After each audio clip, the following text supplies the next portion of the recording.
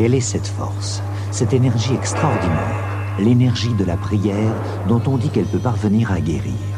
Il y a plus de 30 ans, Maggie Lebrun a créé les groupes de prière et d'accompagnement. Leur but, aider les malades à guérir ou à partir. Plusieurs fois par mois, des gens de bonne volonté se rassemblent et prient pour la guérison des malades. Les malades parfois atteints de maladies incurables sont là et reçoivent l'énergie positive de ceux qui prient pour eux. Ce sont des magnétiseurs, parfois des médecins, qui canalisent sur eux cette énergie de prière. Le résultat est certaines fois inespéré. Jacques Brossier a vécu cette expérience inexplicable. Je ne savais pas du tout, quand Jacques Brossier rentre au groupe, si ce serait un accompagnement vers la guérison ou un accompagnement vers le départ, pour l'autre rive. Il était très malade. Je sais que j'ai eu, quand je l'ai vu, j'aime pas beaucoup ce mot, mais j'ai eu une très grande compassion. J'ai eu un élan de pitié, je me suis dit, mon Dieu, un homme si jeune, si malade. J'ai pensé aux deux petits, qui étaient encore petits, à sa jeune femme, mais c'est un réflexe que j'ai presque toujours devant les gros malades, surtout lorsqu'ils sont jeunes. 4 ans plus tôt, en 1976, Jacques a 33 ans. Il a 2 enfants, Ingrid et Christophe, et il est marié avec Nathalie qu'il adore depuis presque 10 ans. Ils habitent Grenoble. Jacques est heureux et mène une vie trépidante. Entre le footing, son travail, les enfants et la maison qu'il vient de faire construire, il n'a pas beaucoup de temps pour souffler.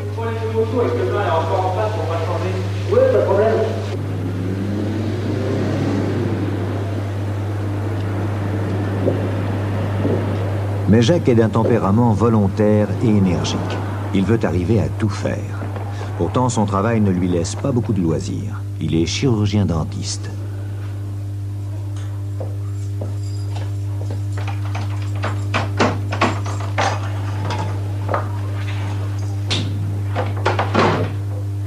Depuis quelque temps, Jacques a de petits problèmes de santé qu'il croit sans importance. D'ailleurs, il a complètement oublié qu'il doit faire dans la journée des examens supplémentaires. Un rendez-vous pour cet après-midi. Ah oui, vous avez raison. Très bien, j'y serai.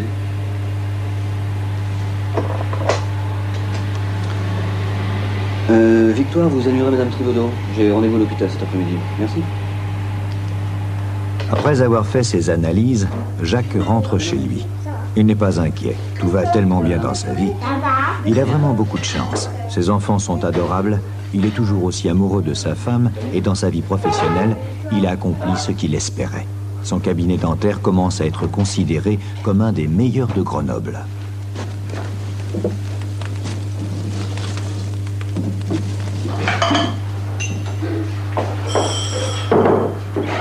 Jacques, tu peux répondre au téléphone, mon chéri? Oui.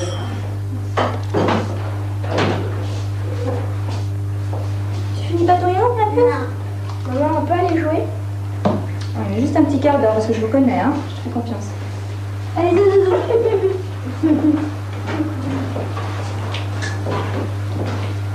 Qui c'était? C'est le docteur. Il a reçu les examens? Oui, et c'est pas brillant. Il va falloir qu'on m'opère. Qu'on t'opère?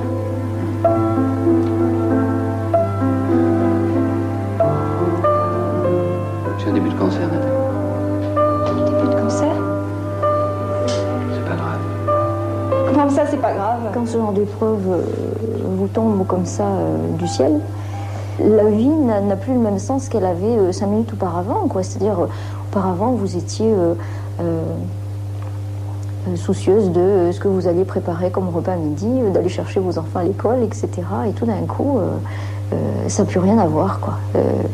Tout d'un coup, on tourne une page et on sait qu'il va falloir se battre pour la vie, contre la mort, quoi. On bascule dans un autre monde.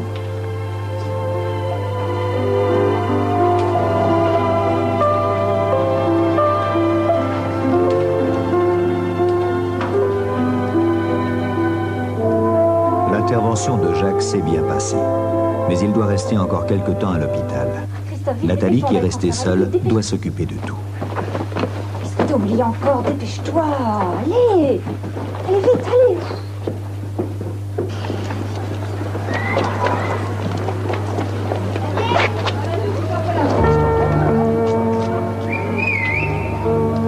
L'image de mes enfants enfants pendant cette période-là, j'en ai plus aucun souvenir. Je ne sais pas comment ils ont grandi pendant 3 ans, ce qu'ils ont fait, comment ma fille a appris à lire. Tout ça, c'est entre parenthèses. Je me souviens, on partait à l'hôpital et puis on revenait des fois, c'était tard le soir, ils s'étaient débrouillés, ils avaient mangé. Ils avaient fait cuire un œuf, les voisins étaient venus et ils avaient prêté main forte. Et puis voilà, les enfants, je sais pas, c'est entre parenthèses, c'était pas mon souci du moment. Le souci du moment, c'était l'hôpital et puis aider Jacques à s'en sortir. Après son opération, Jacques va devoir subir un traitement de chimiothérapie et tous les matins, il doit aussi se rendre à l'hôpital pour ses séances de rayons. Mais après, comme il est toujours aussi volontaire et courageux, il se rend à son travail comme si de rien n'était. Bon courage.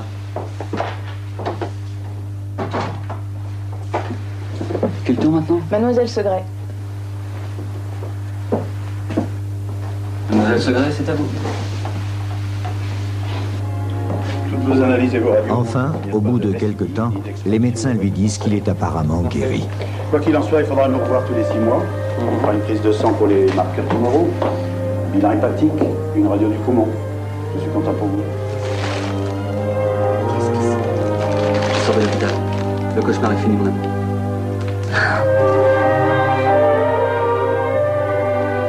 Vous vous rappelez ce que je vous avais demandé? C'était une ouverture ici, mais en laissant 1 mètre de hauteur. Rassuré et heureux, Jacques reprend la vie active qu'il avait auparavant. Il peut enfin refaire des projets et regarder vers l'avenir. Il décide de faire des travaux dans la maison, de la transformer, de l'agrandir.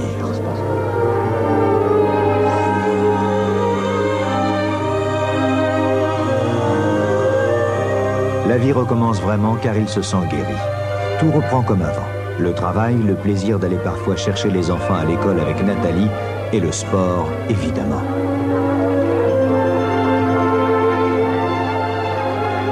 En 79, au printemps, au moment le 1er mai exactement. Et ce jour-là, j'avais ressenti un coup de poignard au niveau des côtes. Je me suis dit, tiens, qu'est-ce qui t'arrive? Bon, je connais l'homéopathie, j'ai trouvé le bon remède et j'ai plus mal du tout. J'en ai parlé à l'hôpital au mois de juin, au moment de la convocation, qui était là pour faire des radios. Je l'ai signalé. Puis bon, comme c'était pas à ce moment-là qu'on devait faire les radios, on devait simplement avoir l'examen clinique, on n'a pas fait de radio pour vérifier. On fait confiance aussi aux médecins, donc on dit, si eux ne sont pas inquiets, nous non plus. Et en fait, je crois que c'est une erreur parce que notre vie, notre bonne santé, c'est notre entière responsabilité.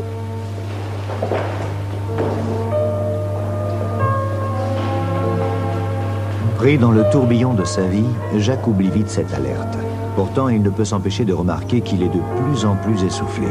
Et cela, après le moindre effort.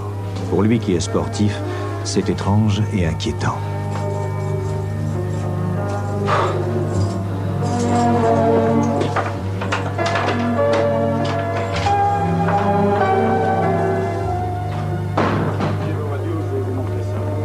Quelque temps plus tard, en décembre 1979, lors des radios de contrôle habituels, Jacques apprend cette terrible nouvelle.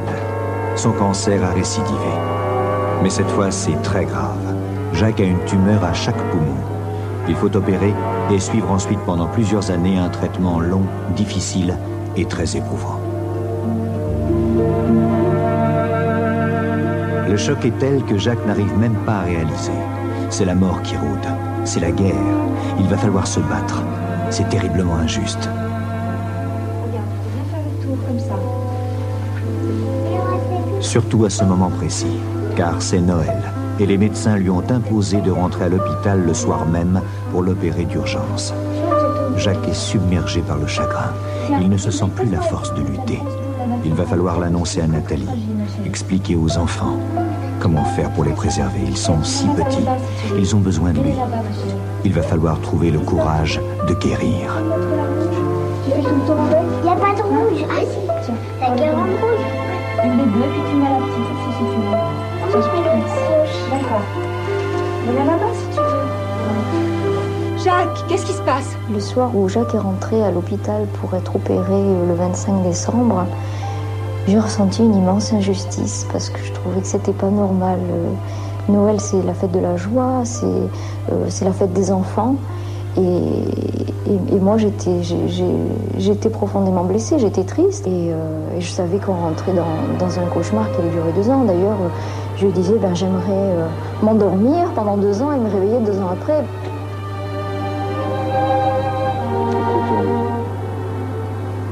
Je vais ramener les enfants à la maison. Je veux pas qu'ils gardent le souvenir de ce Noël.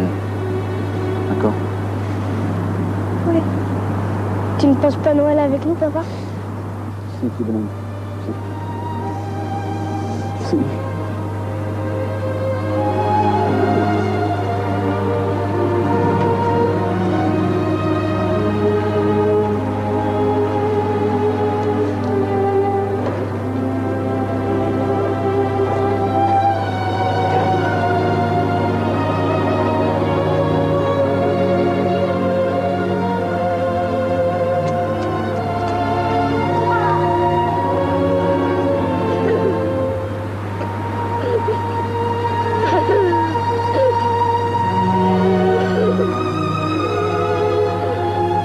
L'opération de Jacques est passée, mais il va rester longtemps à l'hôpital.